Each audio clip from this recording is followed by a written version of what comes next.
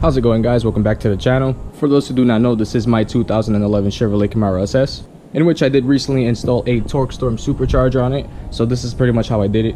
I did get the unit off a local Camaro owner. The unit only has about 200 miles on it just because he did have a built LSX engine in his car, so he did max it out pretty quick. Me being that I still have the stock LS3, this unit should be pretty good for the type of power I'm trying to put down. When I bought the unit off him, I got it pretty complete. He did color code some of the bolts with the brackets when he took it off. That did make it way easier for me to install. He also did provide the original instructions that came with the kit itself, so that helped with installation as well. Apart from what he sold to me with the kit, I did have to buy some additional things to actually have the supercharger running properly. To start, I did tap into my brake booster, as you can tell back there. That was for vacuum reference. I used a 1/2 inch to a 1/2 inch to a 3/8 T fitting. Then I ran that into a vacuum block that I got. The vacuum block does have multiple ports, as you can tell. I only needed to use 2 of them, one going to the boost gauge and then one going to the blow valve right over here, as you can tell. Once I figured out the vacuum, I had to figure out this little breather hose. This did go into my stock intake.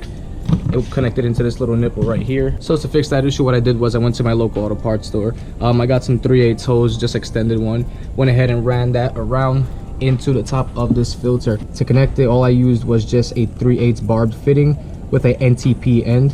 I decided to run 3-inch intercooler piping, so I just got this little coupler. This is a 3-inch to a 4-inch, just so it could fit over the throttle body. As far as intercooler piping goes, I just went ahead and got a 3-inch universal intercooler piping kit, which worked perfectly. And then for the front mount intercooler, I just went with a universal 4-inch intercooler. I believe that's a 4-inch core with 3-inch openings on the sides. And to mount it, I just mocked up my own brackets, as you can tell right in there.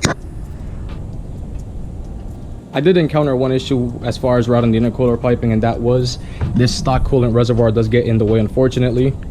So as a temporary fix, I just went ahead and got this Gatorade bottle. I drilled a hole in the top cap for the coolant line, and it's just a little breather hose right there. Like I said, it's only a temporary fix. I do plan on getting a actual coolant reservoir relocation kit. Apart from the additional stuff I had to buy, the rest of it was actually pretty easy. Pinning the crank wasn't the hardest thing ever. Also, extending that little coolant hose down there was pretty simple. It did take me 2 weeks to complete. That is from when I initially started it all the way to the dyno tune. The reason it took me about 2 weeks to complete is because every time I'll get off work, I'll just work on it for 2 to 3 hours and then go to bed and then do it the next day over and over again until I eventually finish the whole thing. So as far as numbers go, the car did put down a little over 600. That is on full E85. The reason it put such low numbers is because I actually ran out of fuel. So I'm currently running a Z01 fuel pump and 65-pound injectors. The Z01 fuel pump, unfortunately, was not enough to support the supercharger. It did max out pretty quick. So in order to fix that, I am going to order a DSX auxiliary fuel kit and some FIC 1000 injectors. That should be enough fuel to support what I'm trying to push with it. And I am going to get a Z01 map sensor. As you can tell, I am currently still running my stock one. As far as additional modifications apart from the supercharger itself, I do have a Texas Speed stage for a camshaft, Texas Speed stock ported heads, Holley Performance long tube headers to a full exhaust out the back, and lastly a DSX flex fuel sensor to run E85 or 93 whenever E85 is not available. That pretty much wraps it up as far as the supercharger install and everything else. I'm going to go ahead and give the car a startup and then take you guys for a ride.